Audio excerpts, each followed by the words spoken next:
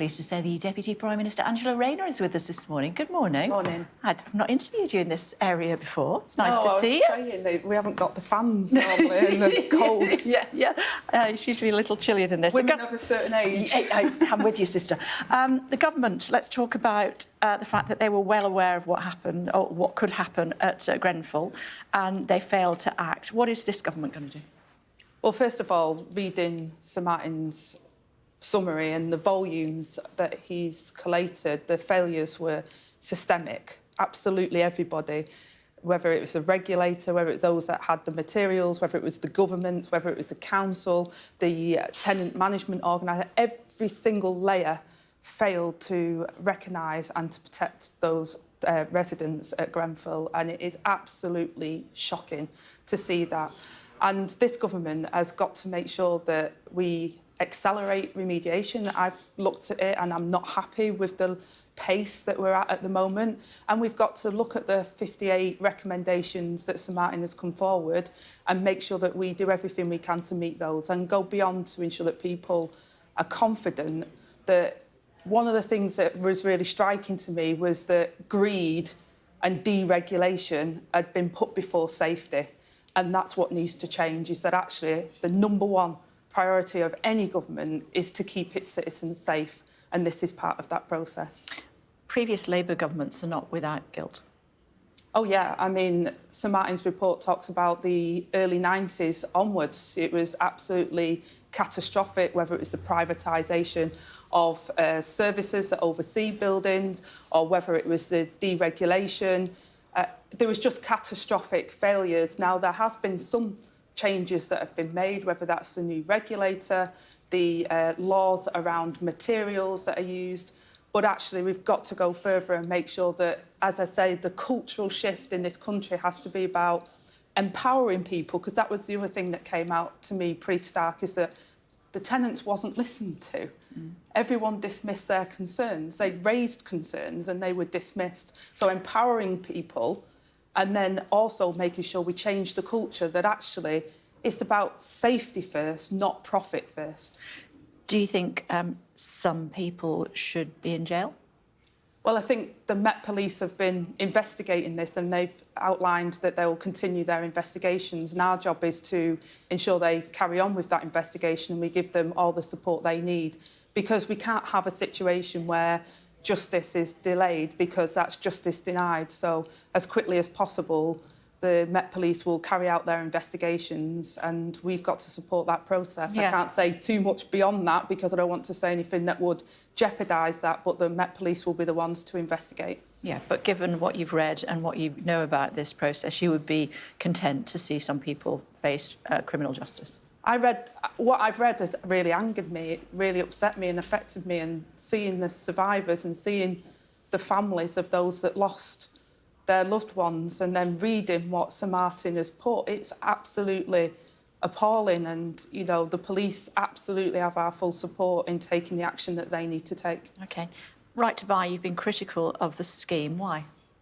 Well, the changes that were made in 2012 means that the right to buy, when people buy the home at the heavily discounted rate within a short period of time, local authorities and housing associations can't replenish the stock.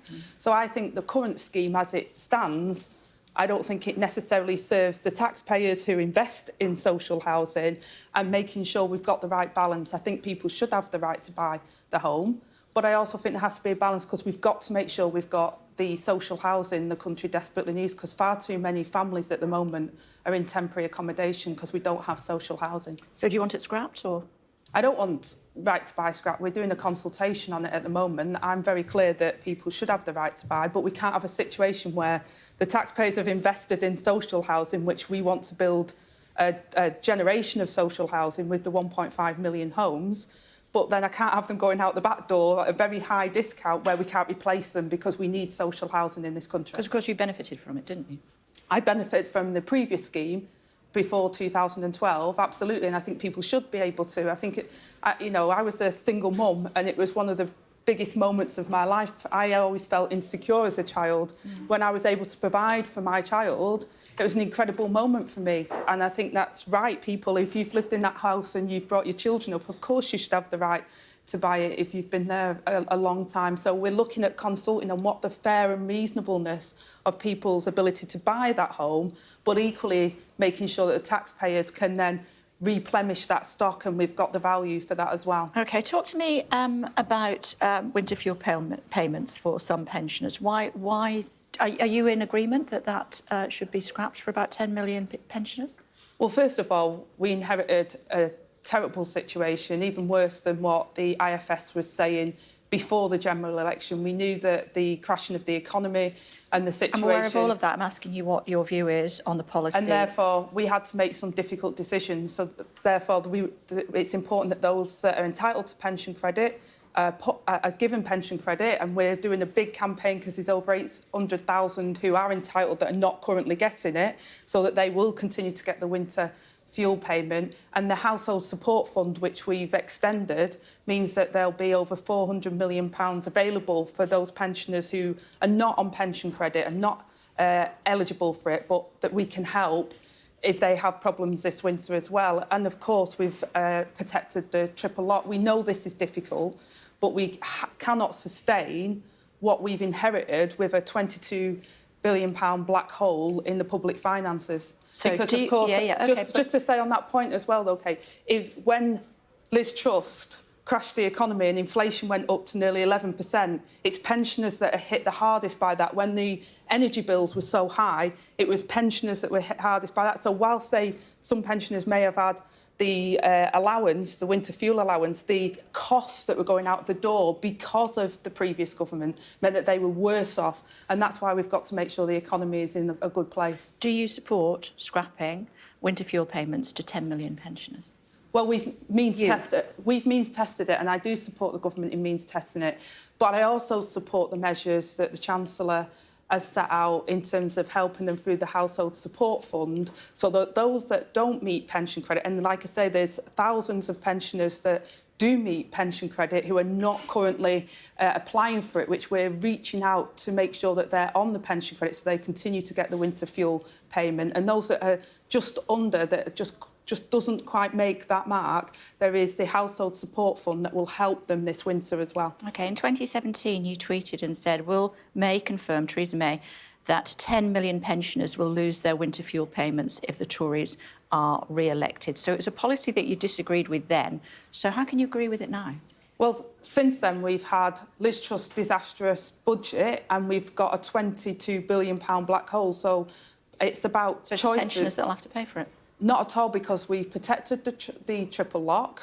We've said that those on pension credit, we've means tested, so those on pension credit will get the winter fuel payment. And those that can't get the winter fuel payment because they're just above that category, we're looking at how we can help them through the household support fund so that we can protect the most vulnerable. Sure. Can you acknowledge that that might seem duplicitous to some?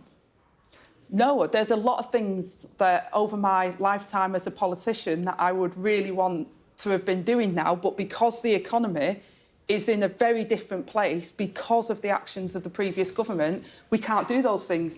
But by getting the economy back on track, by putting growth at the centre of what we're trying to achieve, we'll start to have that renewal and fix some of these problems, because we saw when the economy went out of control, that damaged actually and impacted on pensioners the most, because they're on their fixed income, and interest rates has a real impact on pensioners. But we've seen it on our public services, we've seen it in terms of trade and business and our economy. We have to get our economy back on track to pay for our public services and to do all the things the Labour government wants to achieve to help people. OK. What did you make of all this fuss about that video in Ibiza? Well, I was on holiday for a couple of days. I mean, you can criticise me dancing, it is subjective, but...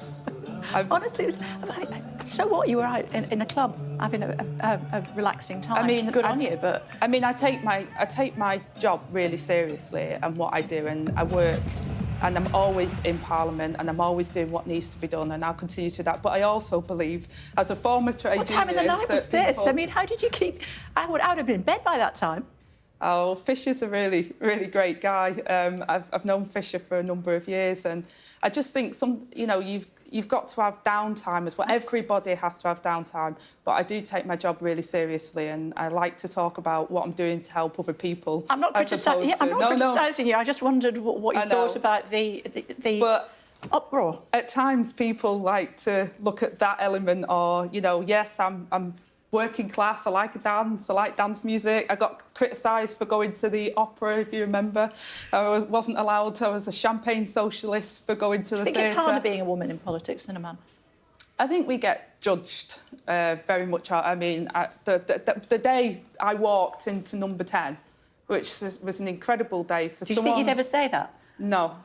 But for someone from my background, and for me to walk down that famous street and to go into number 10 was an incredible moment. There was just so much more commentary on what I was wearing.